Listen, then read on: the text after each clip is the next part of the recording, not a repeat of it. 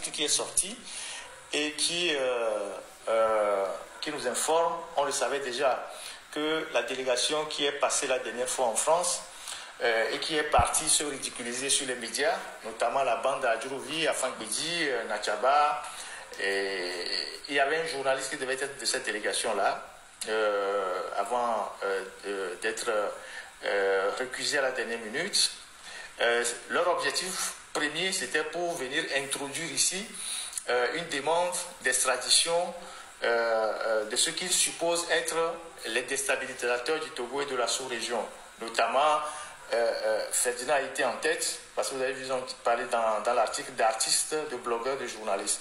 Donc, sur cette liste-là, que j'ai pu regarder un peu, numéro 1, c'est Ferdinand Haïti.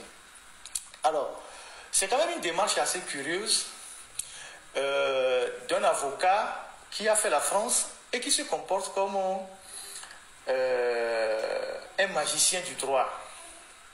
C'est-à-dire, dans la tête de Faure Gnassingbé et ses petits collaborateurs de ministres qui le trompent et qui lui soutient de l'argent, il suffit d'arriver en France, de donner une liste au ministère de la Justice française et d'inscrire sur la liste Ferdinand Haïti, Terro, Zagabambo, Terro, Togovi PC, Terro, Roméo Mokonzi, Terro, telle personne, Terro, et ils vont dire, la France, il faut nous les livrer. Et puis la France va dire, ah oui, on les prend, on les met dans un avion, envoyez-les en Afrique.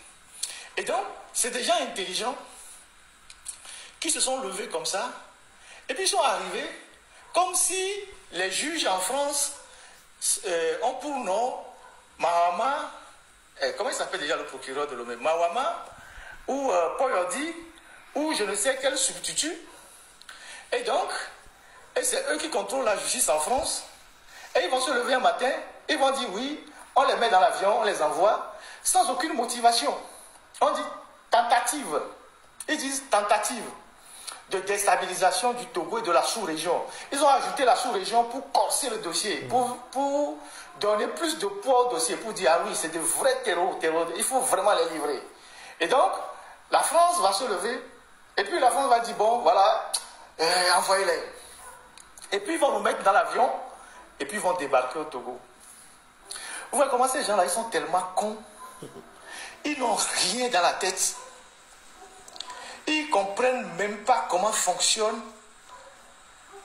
le système qu'eux-mêmes appellent système de travail. Si on était en Afrique, d'accord, peut-être que la Côte d'Ivoire, de coopération de police à police, comme les gens ne respectent pas les droits de l'homme, comme ça s'est passé la dernière fois avec le journaliste béninois, on nous prend dans un aéroport, on nous met dans un avion, on nous envoie au Togo. Ou si c'est au Nigeria, si c'est au Bénin, ou c'est au Ghana, ou c'est ça. On va prendre quelqu'un comme ça, on le met dans un avion, on envoie au Togo. C'est quand même terrible. Adjourouvi, qui a fait la France, qui était avocat en France, reste à savoir s'il était un bon avocat ou s'il était un piètre avocat. Je ne sais pas qu'est-ce qu'il a dit à Faure Gnassingbé, quelle assurance il a donné à Faure Gnassingbé pour qu'on leur donne de l'argent et qu'ils débarquent comme ça en France et qu'ils viennent voir les autorités judiciaires françaises pour leur dire oui, il y a des enfants, il y a des Togolais qui sont ici qui nous emmerdent, livrez-les-nous. Et puis on va dire oui, d'accord, on va vous les livrer, comme des colis comme ça. Et il y a des gens à Lomé, leurs petits zozos qui sont sur les réseaux là, qui sont tellement fiers pour dire que bientôt on va extrader les gens. J'ai même lu quelque part, on dit que moi je me cache comme un rat, que je ne dors même plus je ne dors même plus chez moi. Si je dois échapper, et que j'ai déjà déménagé plusieurs fois, donc si je dois échapper au mandat d'arrêt là, sur le territoire français là, c'est le déménagement qui va régler ça. Donc si je déménage, donc les autorités françaises ne seront plus là où je suis. Vous voyez comment ils manipulent les gens. Vous voyez comment regardez comment ils prennent des gens comme des idiots.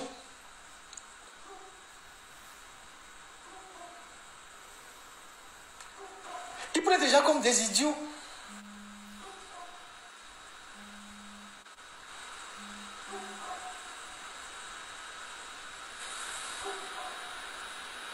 Donc eux, ils espèrent que demain matin, la justice française ou les autorités françaises vont arrêter des gens, vont les mettre dans les avions. Et puis, bien simple, aller sans retour, direction Lomé. Vous êtes sérieux là? Ça se passe certainement en Afrique, on kidnappe les gens. Faure Gnassingbé lui-même, il a porté plainte contre un journaliste ici en France, Nicolas Poincaré. Après 4 ans de procédure, il a tapé poteau. Parce que le journaliste a dit que lui et sa famille sont des trafiquants de drogue. Et qu'ils stockent l'argent de drogue à la maison. Il est venu porter plainte. Il a dépêché son procureur là pendant le jour de l'audience là. Le jour de l'audience, il a dépêché son procureur là. Maman, je sais pas, il est venu ici dans un vol spécial au tribunal. Je pense que c'est la 17e chambre correctionnelle. J'ai même la décision quelque part. Les juges l'ont débouté. Il a tapé poteau. Après 4 ans de procédure. Et donc, ce n'est pas seulement une question de la France. Si c'est en Belgique, si c'est en Allemagne, si c'est aux États-Unis, si c'est au Canada, ce serait pareil. Ce serait pareil. Ce n'est pas seulement une question de la France. Parce que dans ces pays, la justice fait son travail. La justice est fonctionnelle. La justice est indépendante. Ce n'est pas le pouvoir politique qui prend son téléphone et qui demande à un juge, il faut condamner celui-ci, il faut condamner celui-ci, il faut maintenir celui-ci en prison. Comme vous maintenez aujourd'hui les prisonniers, les gens qui sont en prison, qui sont en train de mourir petit à petit, les Jean-Paul Omolou, les Assis Goma qui sont en grève de la faim, les Sativi, les Affectio, les jeunes de... À votre avis, la femme qui a été arrêtée, tous ces jeunes qui sont en train de faire le grève de la faim, tique révolution, parce que les ordres viennent directement de Faure Gnassingbé. Ça ne se passe pas comme ça dans d'autres pays. Donc vous aurez dû économiser cet argent-là pour rénover les établissements scolaires qu'on est en train de nous balancer actuellement sur les réseaux sociaux. À voir l'état des établissements scolaires, même dans la ville de Lomé, mais les gens versent des larmes. L'argent qui a servi à Franck Bédi, à Djourouvi, Natchabaya et leur bande là pour venir se promener ici en France et vivre dans les hôtels, ils auraient pu utiliser cet argent pour reconstruire des salles de classe.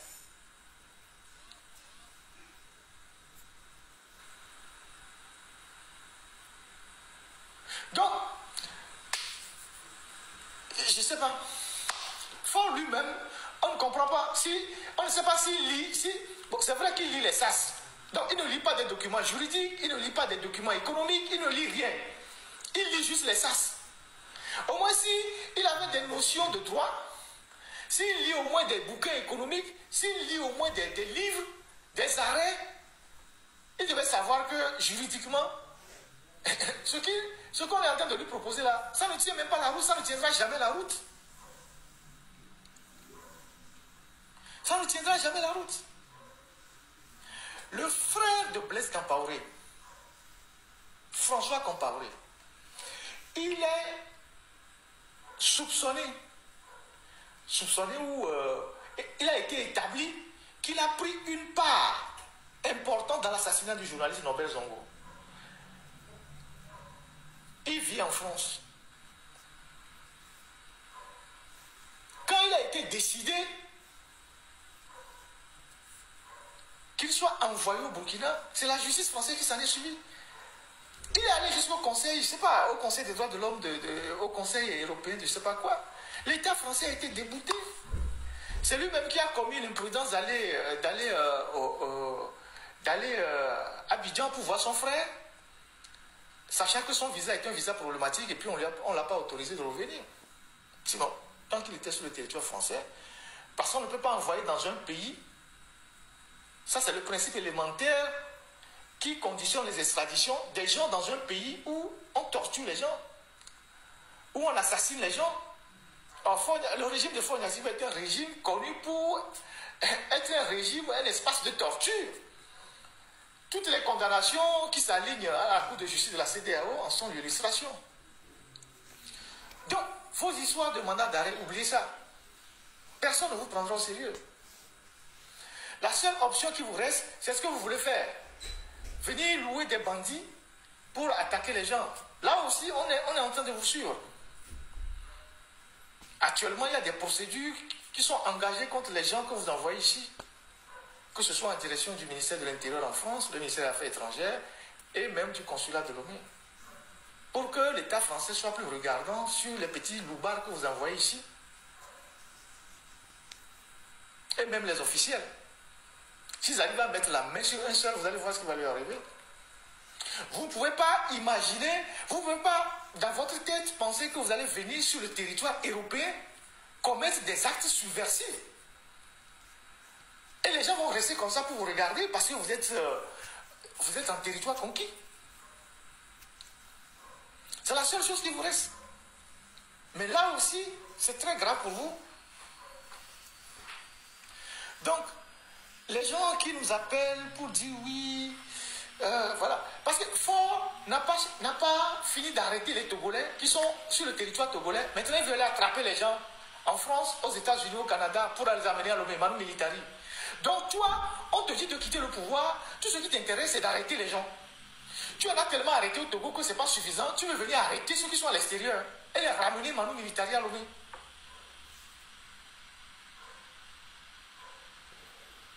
Toi, tu ne réfléchis pas à développer le Togo, tu ne réfléchis pas à construire des écoles modernes, tu ne réfléchis pas à construire des routes modernes, à moderniser le port, à moderniser l'aéroport, à goudronner les rues de Lomé. Tu ne réfléchis à rien de tout ça. À mettre de l'eau dans les villages, à construire les écoles, à arranger les hôpitaux. Tout ce qui t'intéresse, c'est d'attraper les gens. C'est d'attraper les gens. Dès que quelqu'un te critique, il faut aller l'arrêter. Donc, pour l'arrêter, il faut inventer des histoires. C'est des terreaux, c'est des déstabilisateurs. Mais toi qui fais un coup d'État là, c'est pas toi qui déstabilise le pays. Celui qui fait un coup d'État, celui qui modifie une constitution dans un pays pour s'éterniser au pouvoir, et ceux qui le dénoncent, qui fait de la déstabilisation des institutions. Entre celui qui fait un coup d'État, celui qui a fait 500 morts en 2005, et ceux qui le dénoncent, qui déstabilise qui? Donc, la seule chose qui te reste, c'est d'aller attraper les gens. Et donc, vos petits illettrés qui sont sur les réseaux, là, ont commencé par danser. Ah, Ferdinand, bientôt à Lomé. Ferdinand ne dort plus. Ferdinand ici, Ferdinand ça. Les Agabambos sont paniqués. Ah ouais? Vous êtes sérieux là? Ah bon? Si ça peut vous calmer, tant mieux. Vous êtes sérieux là? Vous êtes vraiment sérieux?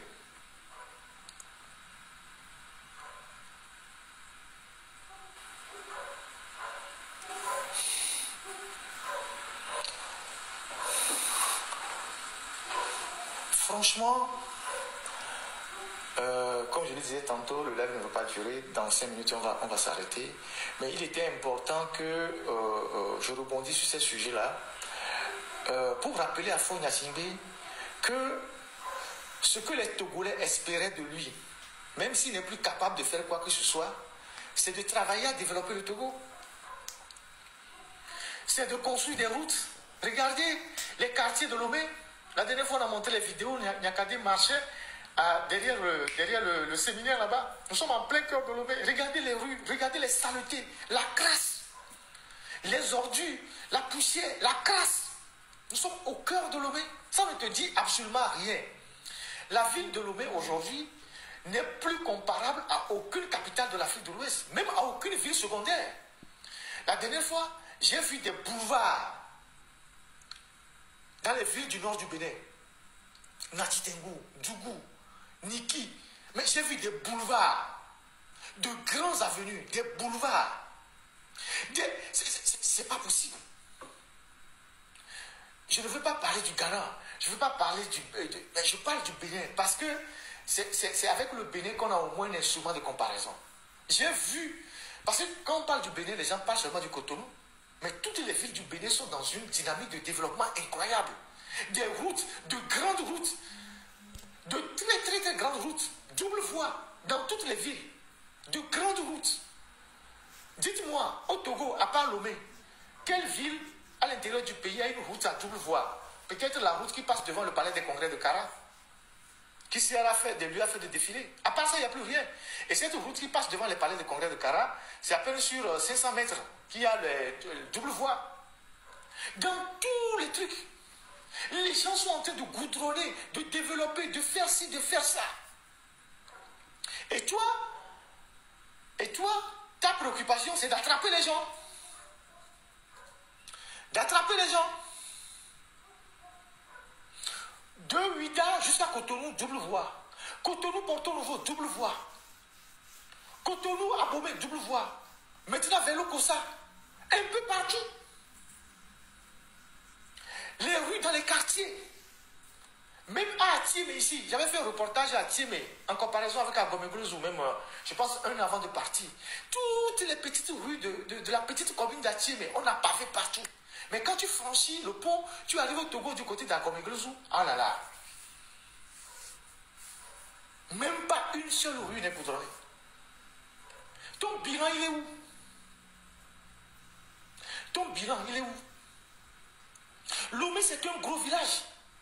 À part les artères essentielles sur lesquelles on a mis du goudron. Et ça remonte pour la plupart du temps au temps de ton père. Parce que, à part la route d'Adito Gomé et les deux autres rues qui sont au niveau de Agoué, je ne connais pas de grandes infrastructures routières que Fora a eu à faire au Togo depuis 20 ans.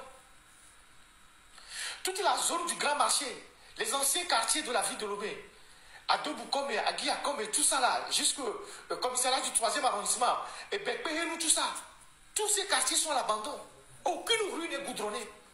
Même l'ancienne rue sur laquelle il y avait la maison du maire, Madame Sivomé, c'était une rue goudronnée. Le goudron est parti.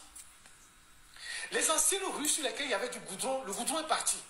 La rue qui va vers la maison de Madame Sivomé, à partir d'Amoutier V, ou je ne sais où là, il y avait un peu de goudron. Elle a disparu. Le goudron plutôt a disparu.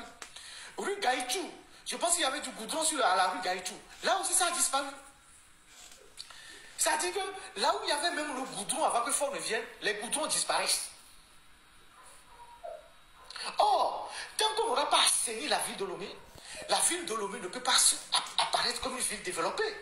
Parce que c'est l'assainissement de la ville qui permet à la ville de briller, d'avoir un éclat. Parce qu'une fois que vous faites passer le goudron, les maisons vont changer d'apparence. Les gens vont vendre leurs maisons, les gens vont rénover les maisons, les gens vont badigeonner les maisons, les gens vont passer des couches de peinture, les gens vont rénover les maisons qui sont à l'abandon. Et donc la ville va se développer. Aucun programme, rien du tout. Lomé est un gros village. Sauf pour vos éléments qui ne sont jamais sortis du Togo. Les gens qui ont quitté, je ne sais où, de leur village, ils sont directement arrivés à Lomé et ils pensent que Lomé c'est quelque chose. Lomé n'a même pas aujourd'hui le standing de Koumassi. Même pas de Boissy. Il y a plus de goudron à Ro, la petite ville du Ghana, Ro, qu'à Lomé. Et donc, vous êtes fiers. Au lieu de retrousser les manches pour travailler, tout ce qui vous intéresse, c'est d'aller attraper les gens. J'ai lu quelque chose sur lequel je vais revenir le dimanche, que la filiale de la Banque mondiale, c'est dans les choses là comme ça qu'on vous voit. La SFI, filiale de la Banque mondiale, Société financière internationale, en 2022, ça m'a échappé, a eu un accord avec Gozem pour financer les motos-taxis à Lomé, 6 000 motos-taxis à Lomé. Et on sait qui sont les actionnaires dans Gozem, au sein de votre pouvoir. Et donc, ils ont fait un lobbying auprès de la Banque mondiale qui a financé à 10 millions d'euros, donc 10 millions de dollars plutôt, donc 6 milliards, Gozem, pour financer 6 000 conducteurs de Zémidian à Lomé. 6 000, Lomé Bénin, 6 000. Au Sénégal, on fait le BRT. C'est les transports en commun avec des bus modernes. Et les gens bâtissent même avant de rentrer dans les bus comme en Europe. Au Burkina, bientôt, ils ont déversé des centaines de bus là-bas pour le transport en commun. Aérer la circulation urbaine. Éliminer les motos. Au Ghana, c'est pareil. La Côte d'Ivoire est en train d'installer le BRT avec le métro d'Abidjan. Vous allez chez la Banque mondiale faire un lobbying pour financer les motos dans la capitale. 6 6 000 conducteurs de taxi-moto. Et ils vont acheter les motos dans les sociétés qui fabriquent les motos électriques. Ça veut dire vos propres sociétés. Alors que les émigrants, ce n'est pas un métier. C'est un travail précaire. Vous devez au contraire faire en sorte que ce truc soit éliminé de la ville de Lomé. Et donc la ville de Lomé, nous avons la chance que la ville de Lomé n'est pas une grande ville, c'est une petite ville. On aurait pu développer facilement les transports en commun. Je vais revenir dans des lives sur comment on peut moderniser le Togo facilement. Parce que c'est un bout de pays. Avec les infrastructures facilement. Que ce soit les bus, les BRT, le tram, tout ça. Comment est-ce qu'on peut moderniser Lomé facilement?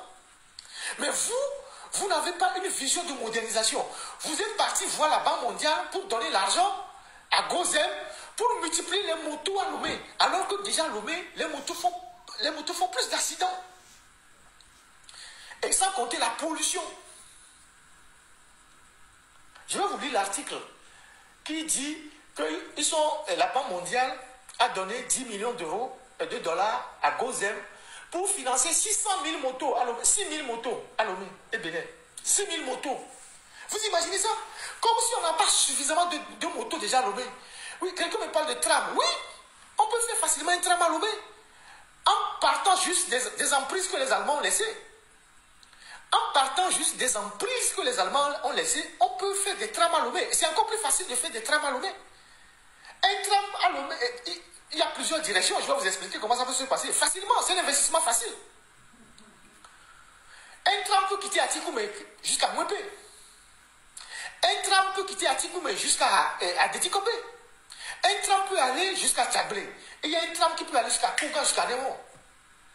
C'est facile. Parce qu'il y a déjà les rails, il faut juste les moderniser. Et trouver, je ne sais pas quoi, faire des stations, des gares et tout, et tout, et tout. C'est une question d'ambition. Et même, c'est plus facile à faire. Parce que d'autres pays n'ont pas eu cet avantage d'avoir déjà l'emprise des rails. Au Togo, les Allemands avaient déjà laissé les emprises des rails. Il suffit de les moderniser. C'est tout. Je réponds à celui qui a posé la question sur Internet, dans les commentaires.